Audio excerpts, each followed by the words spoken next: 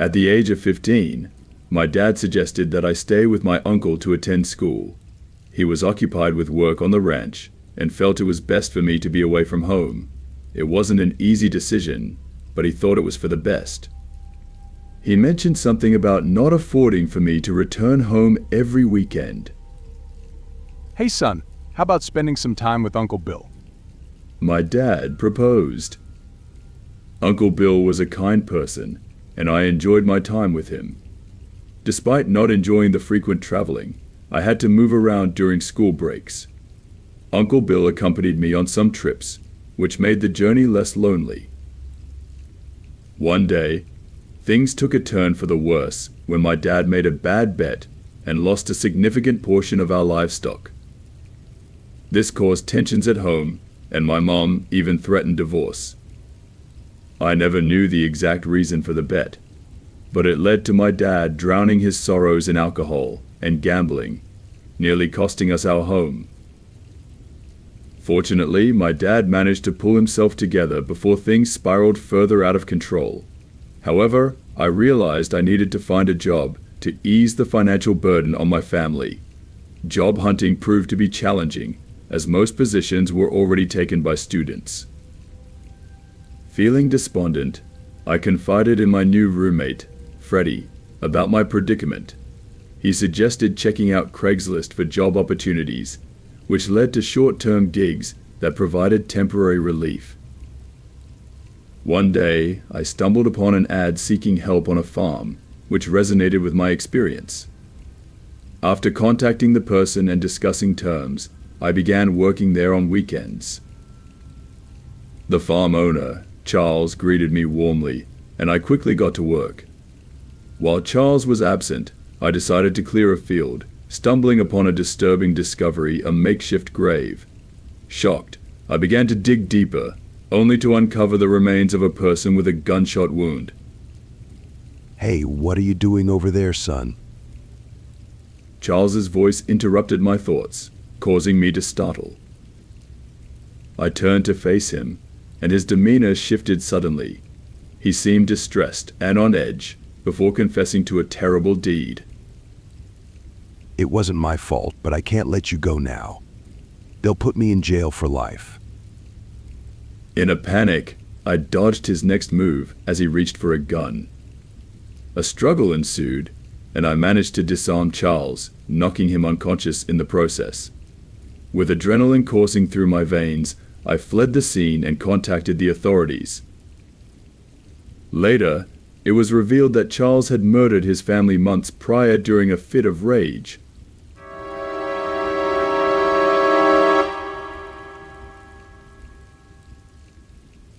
I'm a 19-year-old female, and I needed a room in the city for my college. It was an hour away from my family, but finding a place was hard, so my mom helped me and found an ad on Craigslist for a $300 room in a house. The rent included everything like electricity and water, so it looked like a good deal. In the ad, he also mentioned that he didn't see the other roommates often as he had his own kitchen and entrance downstairs. He preferred women as roommates because he had problems with guys in the past who partied and caused damage. We wanted to check it out because it was the cheapest option around. My mom and I visited the house. It was a good house in a good neighborhood. The man who opened the door was friendly. He was middle-aged, and the kitchen and living room were well furnished and really clean. My mom enjoys talking and making friends, so they were chatting a lot while I stayed quiet. Then he mentioned he'd show me my room. We walked toward the stairs, like he mentioned on the phone that my room was upstairs with the other roommates. But instead, he opened another door, and we went in. He brings us to the basement and shows us a really small room with no closet or windows. Then he tells me that this is my room. He says I'll share the bathroom and hallway with him. And his bedroom doesn't even have a door. I thought, no way, I can't do this. But they were talking so much that I couldn't interrupt. Then he takes us upstairs and shows us the other rooms. The doors were open, and he said they were already rented. After that, he starts telling detailed stories about the other women. It was random stories, mostly about drinking problems. My mom was really into the talk, so I decided to check things out on my own. I went into all 3 rooms and the bathroom. There was furniture, but nothing that seemed like it belonged to a woman. No clothes or anything. I only found men's clothes in one of the closets. But he didn't seem bothered that I was checking out the rooms without asking him. Later, I overheard him telling my mom that he stores some of his things in his tenants' closets. But they're fine with it. I couldn't help but wonder, why would someone pay rent if part of their space was being used by the landlord for storage? It just didn't add up. I felt uneasy, so I started heading back downstairs while they chatted. My mom had mentioned that they were going on vacation the next week, but I couldn't go because of work. He brought that up again and suggested that I should come over the next week for dinner with him and the roommates just to see if we don't get along. I said, sure, I'll come, but honestly, I had no plans to go back there.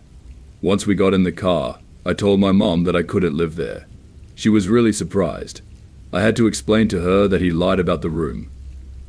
And I wasn't supposed to be in the basement with him sharing a bathroom without a proper door. It just felt off. Mom didn't understand, and she thought I was just too worried. She believed he was nice, and the rent was also cheap. I had to talk to my stepdad and convince him to tell her that I couldn't live there. I tried to report the ad, but when we got home, he had already taken it down. I'm really glad we left that place when we did. I hope sharing my story helps someone notice the details and get out of a similar situation safely.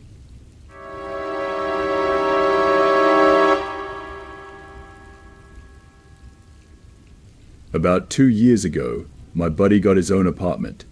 However, the sofa in it was all worn out, so he decided it was time for an upgrade. Since my dad had a van, he asked me to help find a new sofa and use the van for transport.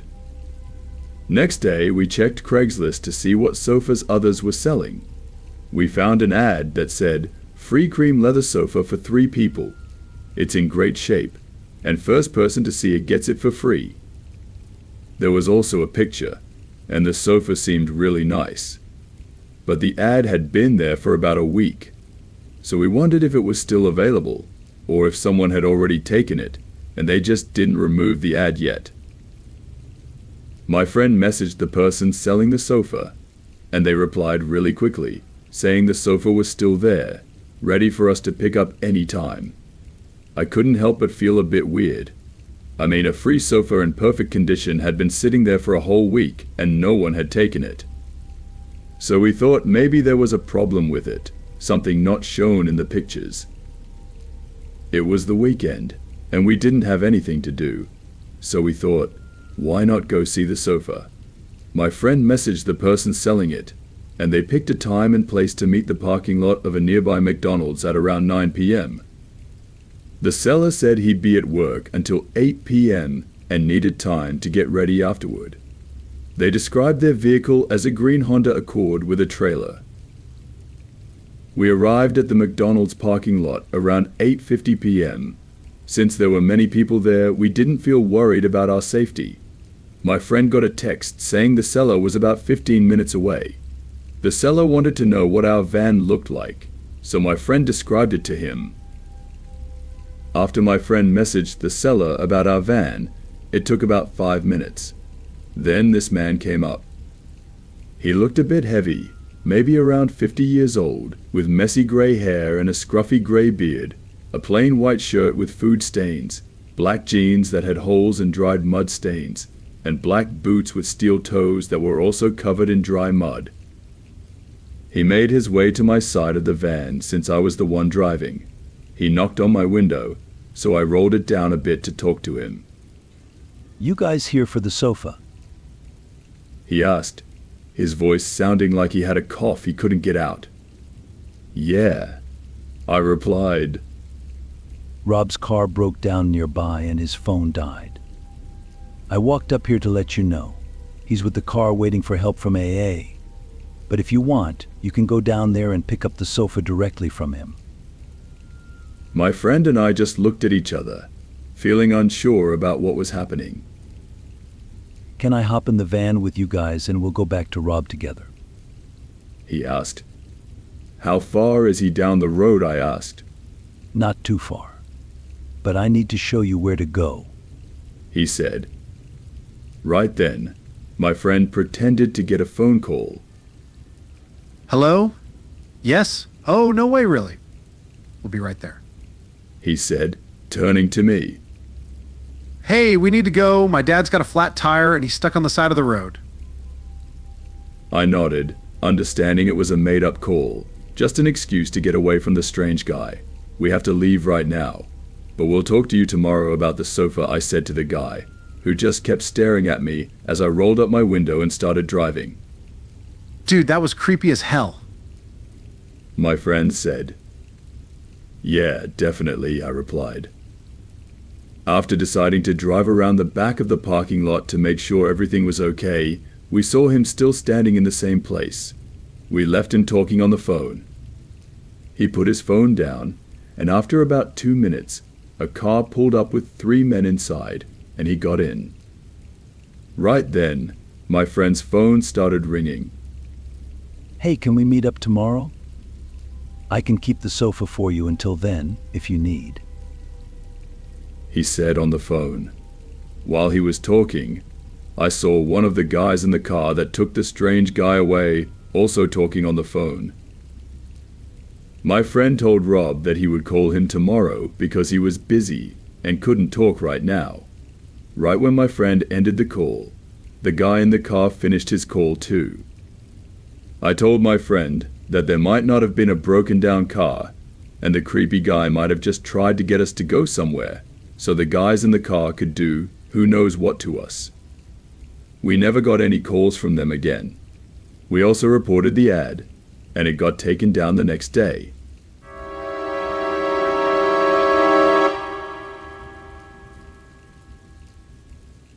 I grew up in Montana with my mom, dad, and sister. We went to school in the States and both got average grades. Our parents worked in real estate, so we moved to better houses about 4 times that I remember. But the good thing was that they always stayed in the same area, so we didn't have to switch schools and leave our friends. That was what I worried about the most. When my sister turned 19, she got a job with a company that plans vacations. I felt happy for her, but I jokingly told her, "Thanks for leaving me here without our parents teaming up against me." She just laughed and said, "Now you've got to handle your own challenges." About 6 months after my sister went to Europe for work, I finally decided to get up and find some kind of job. I talked to my dad about starting my own dog walking business. He thought I was a bit crazy for dealing with lots of different dogs every day, but he did support me and agreed to help. We got some special clothes with our business name and even a van with our logo on the outside. Next, we made a website. My dad also had an idea. Since the dog walking job would be flexible, he suggested I search on Craigslist or Facebook for people looking for dog walkers. That way, I could reach out to potential clients who already needed the service. At first, I only found people on the other side of Montana or in the next state, which wasn't practical due to travel expenses and time. Eventually, I saw an ad looking for a dog walker to walk a German Shepherd 6 days a week around noon. The lady told me the dog's name was Ben, a 5-year-old male with a friendly personality. I asked if I could meet Ben first to see if we got along. The lady, who introduced herself as Jane, thought it was a good idea. I shared my name and a quick introduction during our phone call. I mentioned that I was excited to visit and meet the dog. On Friday morning, the drive took about 40 minutes.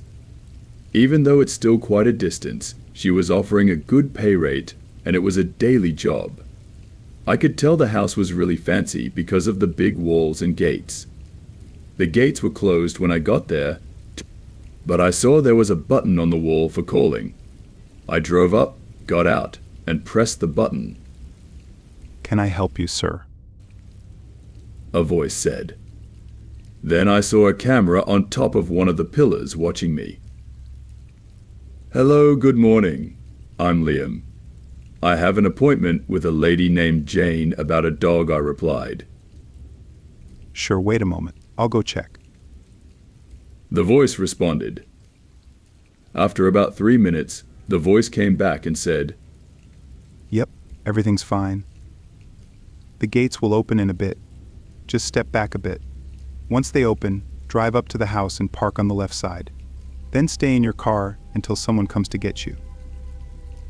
That seemed a bit odd. Anyway, the gates opened slowly and I drove up the long driveway. It had palm trees and green areas on both sides. The house looked like Spanish style with a pretty colorful slate tile roof. And there were plants growing on pillars near the dark wood double front door. By the front door, there was a man wearing black pants and a black polo shirt. That's when I saw 2 Dobermans, black and tan with red collars, running alongside my station wagon. This whole thing feels like a James Bond movie set. Security guards, a guy at the front door. What's next? I wondered. I parked on the left as I was told. When I stopped the car, one dog sat by my driver's door and just stared at me. The other dog stood at the front, also just watching me. Next, I noticed the guy from the front doorstep. He came forward and whistled, and both dogs ran to him and sat down on the porch. Another guy came out of the front door and shouted. Then he told me to get out and say hello. I followed the instructions, but I kept an eye on the dogs. As I walked up onto the porch toward the front door, the dogs followed me closely. I saw the man standing there with them, smiling as I approached. Don't worry. They're friendly unless you stare at them, he said. I went inside through the front door, and the man closed it behind me. Inside, I noticed other guys wearing the same black pants and polo shirts as the man with the dogs on the porch, and I saw a big well-kept garden with a large swimming pool surrounded by sun loungers. In the pool, a woman was swimming. At first, I didn't see anyone else. But then I noticed the German Shepherd dog sitting by a sun lounger at the back. The dog was looking at me. The lady in the pool stopped swimming and looked up saying, Thanks, Riley. Appreciate it. I guess Riley was the guy in the black polo. She got out of the pool using the steps, and I saw a woman in her mid-30s in a black one-piece swimsuit. She was quite good looking, so I started to feel a bit embarrassed. She smiled at me and said, Thanks, Liam. I'm Jane. She snapped her fingers, and Ben walked over to her. Now he's friendly, unlike those 2 outside. I guess you kind of met them when you came in. Yeah, I did. I'm sure they're great at their job, Come on, meet Ben. she said. I went over, and Ben wagged his tail. He seemed to enjoy the attention and was happy.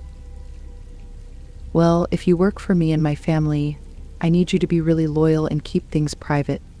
In return, you'll get good pay and some extra perks. She said. Oh, and more thing. Have you ever used a gun? She asked as she bent down and took out a handgun from a big bag by the seat beside her. She put the gun on the table next to the pool. Well, I did some target shooting with my dad a couple of times last summer, but that's all. And I don't carry a gun, if that's what you're asking, I replied. She looked at me seriously and said, Liam, pick up the gun and shoot at that plant pot over there. She pointed to a pot about 40 feet away on the edge of a wall. Don't worry. There's nothing to worry about. If you miss, Jane, I just came to meet you and Ben to talk about walking him, not to start shooting guns in your yard. It seems a bit weird to me, I explained. I know it might sound odd, Liam. You see, if you walk Ben, and some people find out we're wealthy, Ben is a high-quality German Shepherd, and he's also used as a selective stunt dog. He has a very high value, so if someone tries to take him, I want the person walking Ben to be able to keep them safe. So you're saying I should be ready to shoot or have a fight with someone if needed? I asked. She looked at me and said, Yes, that's right. And that's why I'm offering you such a high pay. Thanks for the job offer, but I don't want to take that kind of risk just for walking a dog, I replied. After that, Riley escorted me out of the property. All of this happened last year. But you know what is the disturbing part in this? Just last week, I saw in the news that some people tried to kidnap a dog from a dog walker. And during the struggle, the person walking the dog in the park got into a fight and is now in the hospital. When I saw the news, I investigated and found out it was the same lady's dog. I had refused to walk.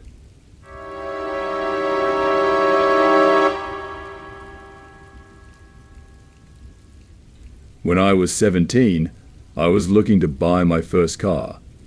I was on Craigslist every single day, searching for a beater car that could get me from point A to point B. My budget was $3,000 at most, so the cars I was looking at were no newer than 2004. One day, I found an ad for a 2002 two-door Honda Accord listed for $2,000 with mileage under 80,000. Right away, I knew I wanted to check it out. I convinced my mom to drive me to view the car after conversing with the guy over the phone. Originally, I texted him asking for details, but he ended up calling me. He sounded basically normal over the phone, rather polite. He answered some questions I had about the car and whatnot, and when he asked for my name and I told him Dan, he said, Dan, what a great name. That's my name. So I left because it was the polite thing to do. But I just found it to be such an odd comment. Like everything about it. It almost sounded like he forgot his name was Dan. Because of the pause between what a great name and that's my name, it just sounded sketchy. Nevertheless, everything else about the call went fine.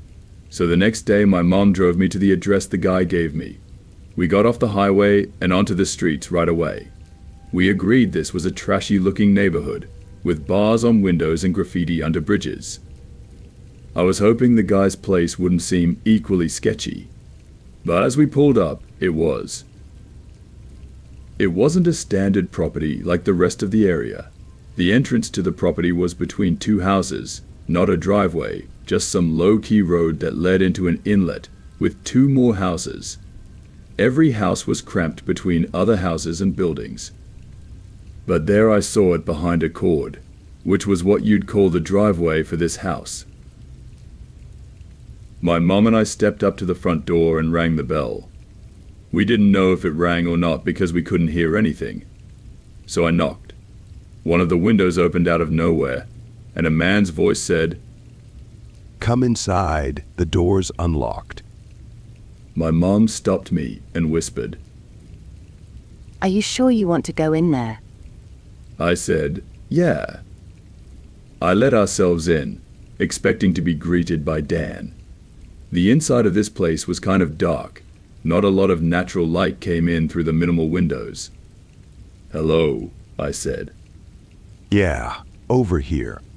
A voice called. It was deeper than I heard on the phone. Dan? I asked. Yeah. He said.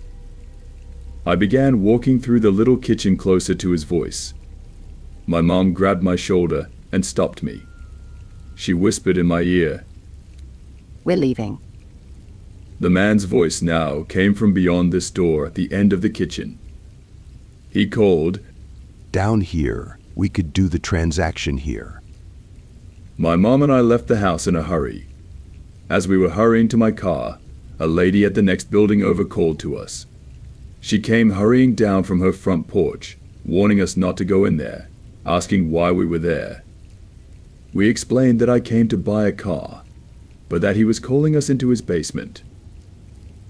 The woman said that she has been concerned about that man living next door for months, that she thinks he's up to no good, and that he constantly has random cars pull up in the driveway in the middle of the night.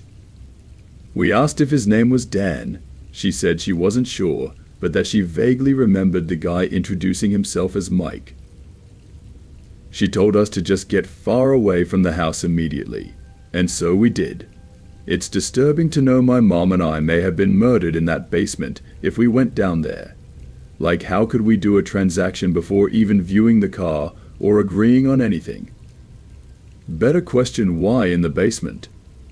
The whole thing screams trap. I don't know what else he could have wanted to do to us, more specifically me, in that basement.